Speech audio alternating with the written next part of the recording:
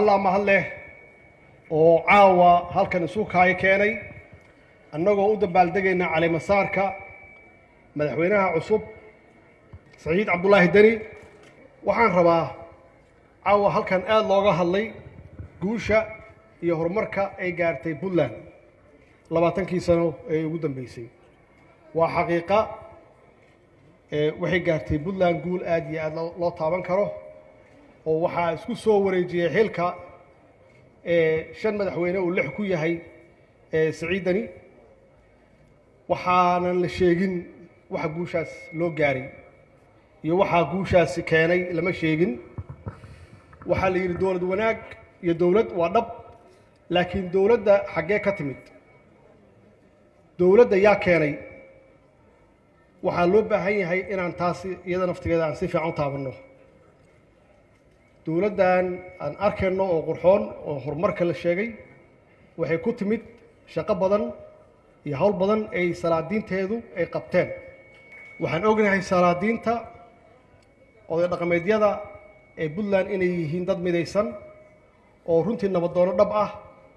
oo ka shaqeeya dib u heshiisiinta iyo walaaleynta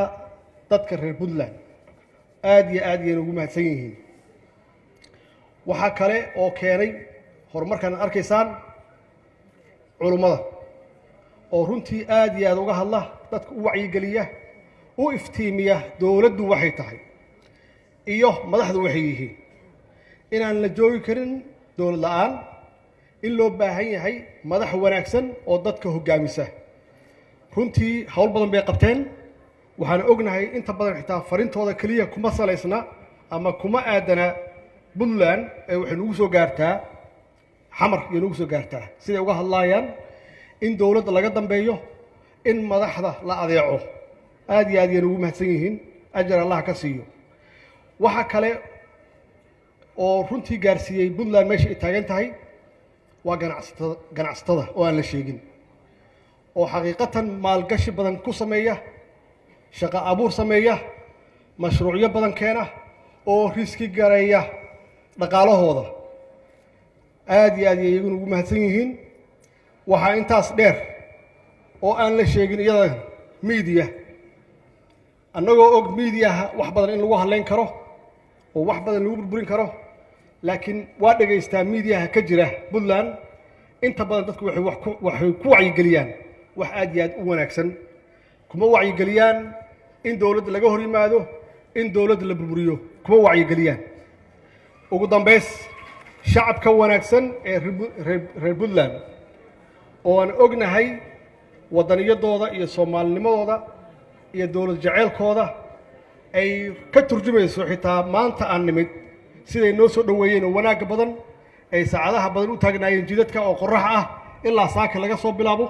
aad iyo aad ayaan ugu mahadcelinayaa siday dawladooda u garab taagan yihiin ayna u jecel yihiin haddaba su'aasha taalo waxay tahay oo madaxweynaha u taala intaas oo qaybaha kala duwan ee bulshada ah oo wacyigooda aad iyo aad u sareeyo waxa loo baahan yahay inuu sida rasmi si wanaagsan uu hogaamiyo yaa loo baahan yahay maxaa yeelay iyagu dadkaas aan sheegnay kuma aadana kaliya baahidooda Puntland oo waxay u jeedaan oo u muuqda wax ka weyn Puntland oo ah qarannimo Soomaaliyeed oo ah midnimo Soomaaliyeed oo ah wadajir Soomaaliyeed sidee lagu gaari karaa marka intaas ee lagu gaari karaa waxa lagu gaari karaa dawlad goboleed iyo dawlad federaal oo wada shaqayn leh oo wax qabad leh yaa lagu gaari karaa wada shaqayntu waxa weeye iyadoo la wada tashado iyadoo maxaa ku raahdaa la isu tanaasulo iyadoo wax la wada qorsheysto iyadoo la is aamino iyadoo loo turo shacabka Soomaaliyeed iyadoo loo turo yaa lagu gaari karaa in la gaaro in wax la qabto waa ognahay marka khilaaf u yimaado oo aan la wada shaqeynin 18 sano ugu dambeysay dawladnimadeena meesha ay taalo waa aragnaa iyo waxa ayna gaarsiisay waxa ugu sahlan oo kaliya inay tahay inaan la dhameystirin dastuurkii inaan la dhameystirin muddadaas la dhameystirin waxa ku xiga inaan la dhisin institutionskii hay-adihii shaqayn lahaa ee dowliga ahaa inaan la dhisin oo ilaa hadda ay kulligood ay yihiin maxaan ku idhaahdaa week ay yihiin ay tacbaan yihiin intaasna wax kale ma aha waa khilaafaadka dowladda dhexdeeda dhex yaalla weyn oo aan hadda halkan ku fadhinno 4 prime minister halkan aan ku fadhinno caawa oo 18 sano ugu dambeysana la marayo ilaa 12 sano 12 prime minister la marayo markii maalin walba marka uu isbedel yimaado waxa xaqiiqo ah maalin walba markuu khilaafaad yimaado waxa xaqiiqo ah inaan waxba la qaban oo shaqadu ay istaagto waana waxyaabahaas waxa keenay in dowladdu aysan lahayn ciidan adag oo runtii dalka difaaca oo ka xoreeya dalka qolooyinkan nabadiidka ah ciidan adag oo xuduudadeena difaaca ciidan adag oo baddeena difaaca iyo ciidan cirba annagoona lahayn waxaasoo dhanna waa waxaan soo marnay aan khibrad u leenahay oo ay tahay inaan wax ka baranno oo wixii hadda ka dambeeya aan iska ilaalino wax alla wixii khilaafaad dhexdeenna ah haddii ay timaadana aan dhexdeenna ku xallisanno si aysan qofna u ogaan aynan u raadin dad shisheeye ah oo aan ka raadinno damaanad